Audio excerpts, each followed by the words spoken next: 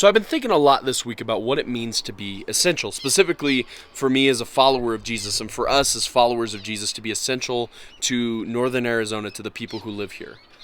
And I don't think I have all the answers, but I do feel like the one thing that I do know is being present, right? Like I spend so much time thinking about the past and worrying about the future that I'm often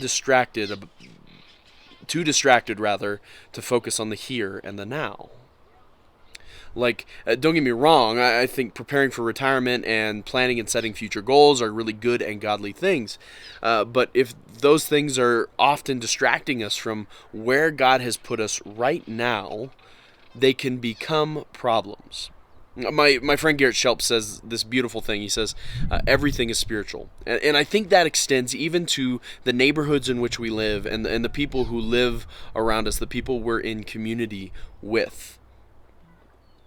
You know, I love Jesus. He talks about in Matthew 5 that we are, as followers of Jesus, like salt. Now, salt in the ancient world was a preservative. It was medicinal. It was even paid as wages. That's where the word salary comes from.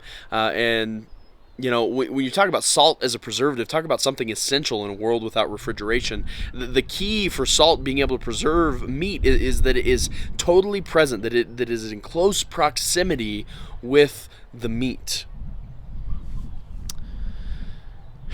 You know, I'm 29 years old, or as some high school students would say, on the brink of death.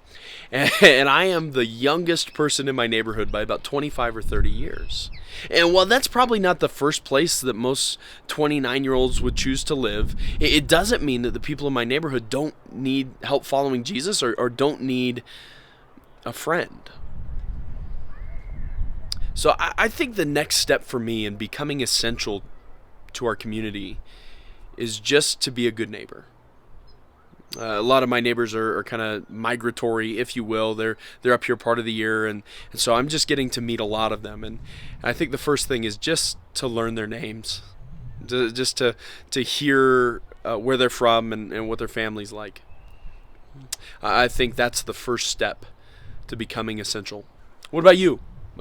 How is God leading you right now? What is He asking you to do? What's He calling you into?